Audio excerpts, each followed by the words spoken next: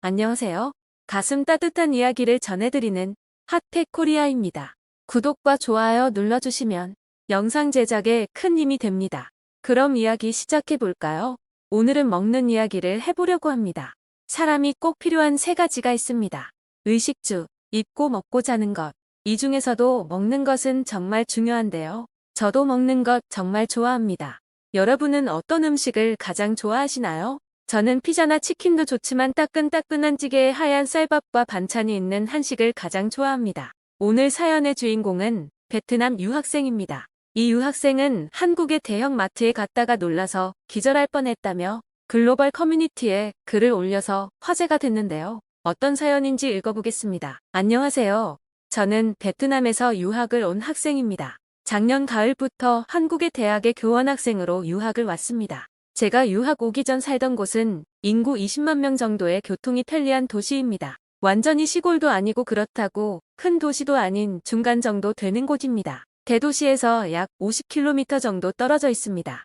평범한 도시라고 이야기할 수 있습니다. 한국은 베트남 사람들에게 아주 좋은 나라라는 인상을 주고 있습니다. 우리 마을은 가난한 사람들이 꽤 있는 편입니다. 한국어를 공부해서 한국인에게 물건을 팔거나 취직을 하면 큰 돈을 벌 수 있다는 꿈을 가지고 한국을 동경하면서 코리아 드림을 꿈꾸는 사람들이 많이 있습니다. 실제로 한국인에게 도움을 받아 부자가 되는 사람들도 많이 있습니다. 그렇기 때문에 이곳의 주민들은 간단한 인사 정도의 한국어는 배우려고 대부분 노력합니다. 하지만 바로 베트남에 있는 한국계 기업에 취직하는 것입니다.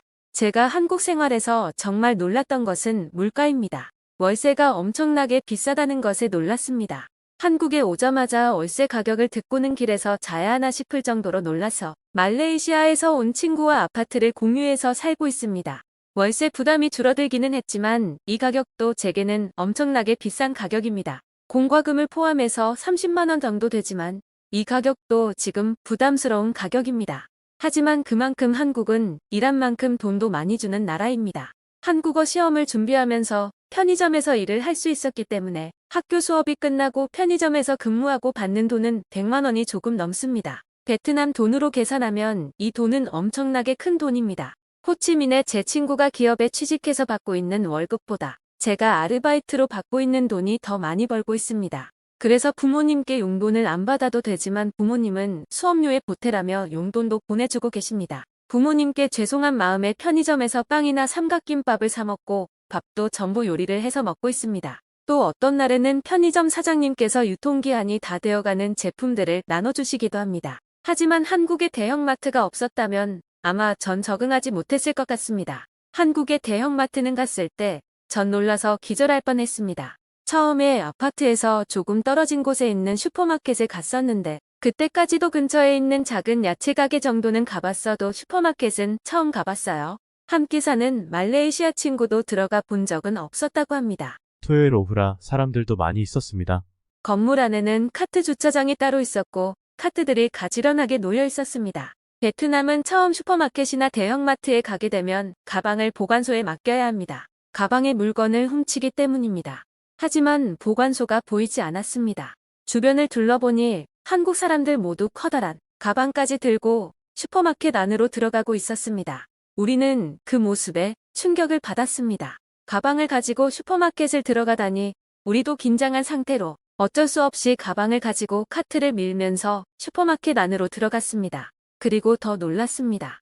높은 천장과 청결이 유지된 가게 질서가 유지되고 있었습니다. 기분 좋은 음악이 계속 흘러나왔습니다. 분위기에 압도되면서 어떤 물건도 계속 사고 싶어졌습니다. 놀이공원에 놀러온 기분이었습니다. 베트남에도 슈퍼마켓은 많이 있었지만 한국의 슈퍼마켓이 취급하는 물건들과는 상태도 상품도 많이 다릅니다. 신선한 상태도 많이 달랐습니다. 크기와 모양도 비슷하고 윤기가 나는 과일들의 상태도 좋았으며 시식 코너도 전부 맛있었습니다. 어떤 야채의 가격들은 호치민에 있는 야채들과 비슷한 가격도 꽤 많이 있었습니다. 외국인들이 우리가 받는 월급으로 사서 요리해도 될 정도로 넉넉히 먹고 남을 수 있는 가격들이었습니다. 우리는 감동적이었습니다. 더 이상 가난하게 삼각김밥으로만 매일 저녁을 채우지 않아도 된다는 사실에 기뻤습니다. 고기 코너에서는 닭고기를 부위별로 판매하고 있었고 생선 코너도 저녁에는 할인된 가격으로 살 수 있었습니다. 부위별로 판매를 한다는 것은 그만큼만 싸게 사 먹을 수 있다는 이야기였고, 우리는 우리가 사 먹을 수 있는 가격 내에서 고기까지 살 수 있었습니다. 베트남에서는 소나 돼지고기의 경우 가슴살이나 허벅지 살 정도 두 가지로만 나누고 덩어리 단위로 판매를 하는데, 한국은 더 부위를 나누어서 판매를 하기 때문에 싼 가격에 조금씩 살 수 있어서 훨씬 좋았습니다.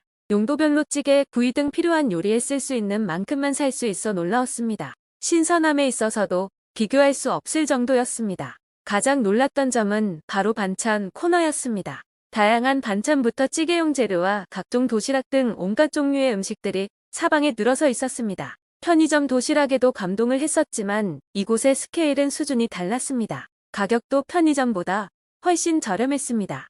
정말 모든 반찬을 다 사고 싶었습니다.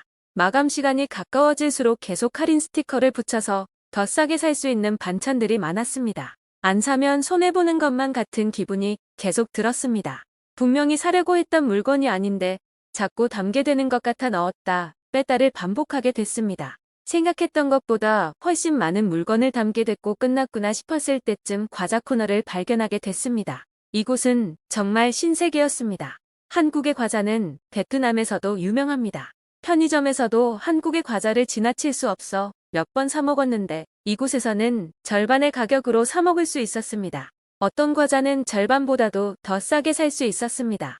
정해진 예산을 이미 초과한 상태였기 때문에 친구와 저는 정신을 차리기로 했습니다. 다음 달 월급이 나오면 과자부터 사기로 약속했습니다. 우리의 첫 한국 슈퍼마켓 쇼핑은 충격적으로 환상적이었습니다. 마감 시간에 맞춰서 가면 엄청나게 할인된 가격으로 반찬을 살 수 있다는 것을 알게 되었고, 편의점에서 먹던 음식보다 더 좋은 음식들을 직접 해 먹을 수 있게 되었습니다. 하지만 과자도 그만큼 사게 되어서 낭비도 심해지게 되긴 했습니다. 그래도 먹는 즐거움과 행복을 매주 주말마다 느낄 수 있게 되었습니다. 정말 한국의 대형마트는 최고인 것 같습니다.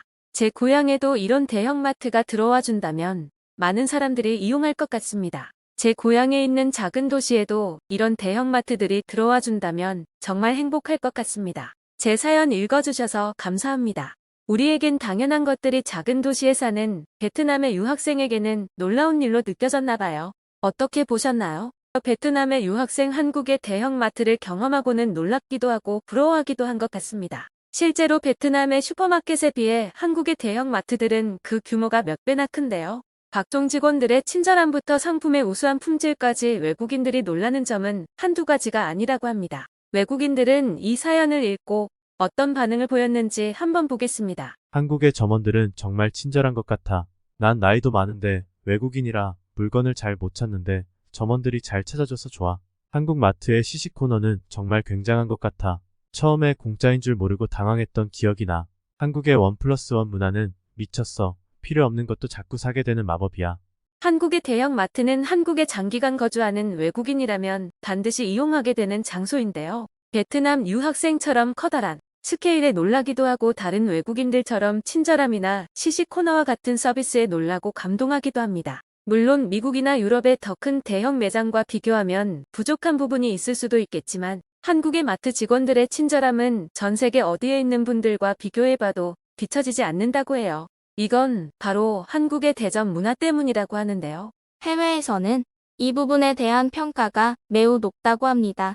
우선 해외의 대형 마트와 같은 경우에는 매장마다 전문 직원이 준비되어 있지만 자신의 담당 구역을 제외한 모든 곳을 관리하지 못한다고 합니다. 하지만 한국 마트에서는 많은 직원들이 정규직이 아닌 파트타임 여성들인데도 불구하고 매우 친절하고 세심하게 서비스를 해주는 곳이 많다는 걸 느끼실 거예요. 기업의 훌륭한 교육 서비스 때문인 이유도 있지만 이건 우리나라의 매우 높은 책임의식 때문이에요. 매장을 돌아다니다가 사고 싶은 물건이 안 보여 직원에게 질문을 하면 그 물건을 찾을 수 있도록 안내해줍니다. 그러한 높은 의식은 이용자에게도 해당되는데요. 사연 속에서 유학생도 이야기했지만 베트남뿐만 아닌 아프리카나 동남아시아, 필리핀, 인도네시아 등에서는 도둑질을 방지하기 위해 가방 반입이 금지됩니다.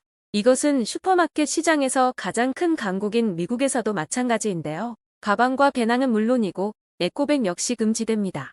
물론 한국에서는 이러한 제한을 두고 있는 곳이 없으며 오히려 계산대에서 결제까지 모든 것을 손님에게 맡기기도 합니다. 이렇듯 셰프 계산대가 등장했다는 사실만으로도 서로 간의 높은 신뢰가 성립됐다는 사실을 쉽게 알 수 있는데요. 외국인이 한국을 보며 부러워하고 닮고 싶어하는 점들은 의외로 평범한 것들이었습니다. 언제까지나 세계에서 사랑받을 수 있는 한국에서 살고 싶어지네요. 오늘의 이야기는 여기까지입니다.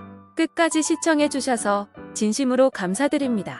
즐겁게 보셨다면 댓글로 구독자분들의 소감을 남겨주시고 주변에 많은 공유도 부탁드려요. 그럼 더 좋은 영상으로 찾아뵙겠습니다. 지금까지 가슴 따뜻한 이야기를 전해드리는 핫텍코리아였습니다. 감사합니다.